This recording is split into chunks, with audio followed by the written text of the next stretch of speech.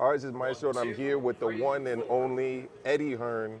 Eddie, it's been a long time, or a long way, from the days of Eddie Hearn's president of Matchroom Sports. I don't know if you remember those days. We like the S. I Right? want to keep the S. Okay. I always want to be Eddie Hearn's in America. Right? And I think we've got to embrace it, you know?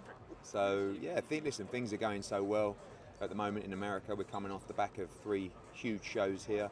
This is one of the biggest fights we've done this year. This is probably one of the shows that I'm most proud about because we took a young fighter who I believe is a pound for pound top 5 already and took him to his home city where no one else did and set records with the crowd. As you'll see on Saturday night, this place will be absolutely jumping. And yeah, very, very proud of what we've done here and looking forward to a great fight. It's not going to be easy. Avanesian, you know, especially in these first 5-6 rounds, will come to fight. And I think you're going to see the best of Jaron Ennis. There you go. So one of the big differences historically, at least recently, between boxing in the UK and boxing here in the United States has been the development of homegrown talent in local arena shows or even theater shows. How does that kind of play into your strategy here working with Matchroom in the US? I think that what I don't understand really is why fighters don't get built in their hometowns. Like, why would you box Jaron Ennis in Los Angeles or, you know, somewhere else, I don't know, Washington or like, now listen, of course you want him to be a national star, but first you have to build from the ground up. So now all of a sudden you've got someone like Jaron Ennis that, you know, comes from Philadelphia, great fight city. I mean, you look at the history, I was like getting some stats together. This is the biggest crowd Philadelphia's had in 45 years. Wow. Going back to Marvin Hagler and Benny Briscoe. And you're looking at the history, like Jack Dempsey against Gene Tunney, and like this is a real fight city. And why are there no major fights here? Especially when you've got one of the best fighters in the world from this city. Now, if he can put a performance together on Saturday night that makes the, I don't know, 13,000, 14,000 here go crazy, you've got a monster on your hands for this city, you know, and a monster on your hands in the division and in boxing, full stop. So a lot comes down to the performance, and you've seen it doesn't always work out in the homecoming. Subriel Matias the other week, you know, the little distractions, you know, 9,000 in Puerto Rico, the hero, the rapper bringing him out, all of a sudden gets beat.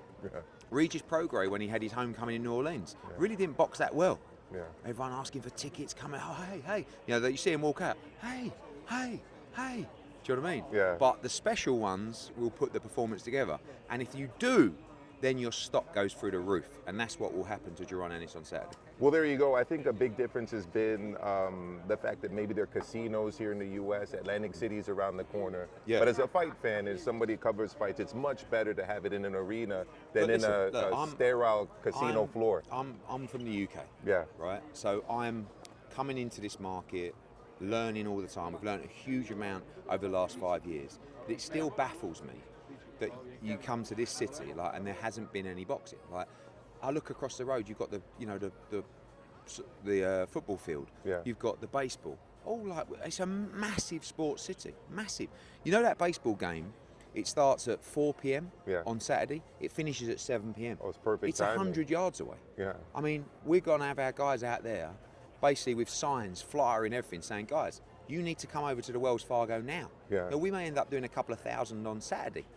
Walk-ups. But like, that's called a captive audience. Like, it's not even difficult. Like, I would love to say that, we've come in here and we've revolutionised promoting by making Boots sell 13,000 tickets. We've done a great job, but it was here for us on a plate. And I'm looking around, it's a beautiful Amazing. arena. So one of the things I thought when you signed Boots was the potential of them maybe getting some fights in the UK as well. Is that on the horizon? Maybe an O2 show? Yeah, it's difficult because we've done a huge gate here on Saturday. So all of a sudden you're thinking, right, we do 13,000. What about if we unify against Barrios or Stanionis? We'll do the whole thing. And it generates a lot of money. And that's going to be the key for Boots, is generating the money to bring the opponents here. But, you know, because of the promotion that he's had and because of the eyeballs you'll have on Saturday, there's big fights in the UK, there's big fights in Saudi Arabia, you know, so the future's great, but it all really comes down to the performance on Saturday.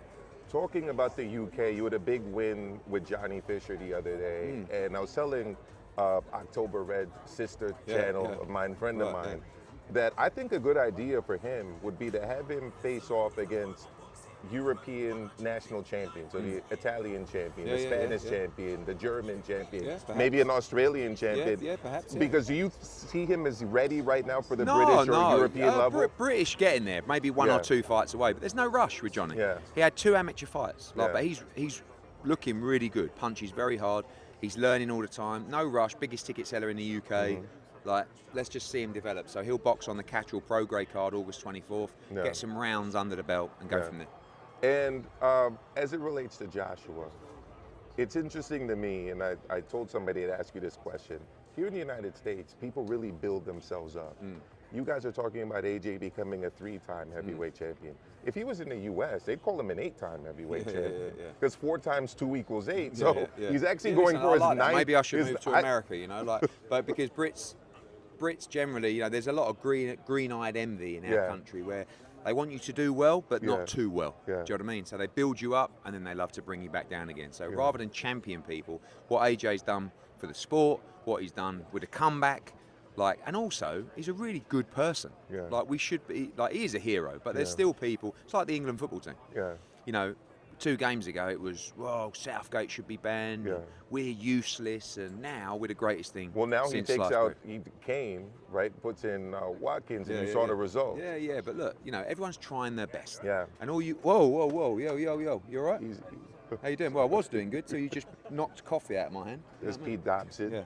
Why wasn't I not? So you were saying in terms of the English getting behind their guys. So, like, for me, it's like that nothing good comes from negativity. Do you know what I'm saying? So, So lastly, talking about negativity, there's been a lot of negativity surrounding Shakur Stevenson. I was at his fight in Newark the other day. Good crowd. He's a hometown. But people don't talk about that. Hometown star. People, let's be honest. You know, like, if that was me, Yeah. I'd be saying, look at this crowd. Record ratings on ESPN for 2024. Yeah. I'd be championing, like, but no one wants. He's a one-man band at the moment. Yeah. It's Shakur versus the world. Yeah. So really, you know, the reality is he is a star. Yeah. Yeah. Look, he's not Arturo Gatti. You're not going to see him coming out with his chin in the air, getting dropped. Yeah. He's just technically brilliant. He's one of the best fighters in the world. So, you know, I think that he deserves that respect. We'll talk to him. If there's a fight that we believe we can work with him on, then we'll be ready. Would it be a long-term deal potentially, like the one Top Rank offered? Who knows? Could be anything. And in terms of fighters, I mean, I'm looking at the landscape at DAZN. There's William Zepeda. Yeah, I think would that be something you? I think that's the fight. Okay. I actually do think that's the fight because I think the style would gel well in that fight. I think obviously Zepeda's with DAZN. Yeah. But Shakur needs that job done on him. Yeah. He needs that promoter. He needs that mouthpiece. He needs the megaphone. You can't sit on Twitter all day putting out fires, fighting your own battles. Yeah, a little bit. Yeah. But stay calm. Stay in the gym. Enjoy your rest time. Go to work. You need a machine of people behind you 24/7 doing that job for you. And in terms of doing the job, last one, drop a name from the undercard that everybody should look out for this Saturday. Jalil Major Hackett. I mean, listen, this is a great fight. You got a kid. You know, people are telling me this is the next Shakur, the next Devin, the next Tank. He's taking his fight against Pete Dobson. Listen, this is either unbelievable matchmaking or a terrible mistake. Yeah. We'll find out Saturday night. Eddie, thank you so much for your time, and good luck Sunday. Thank you.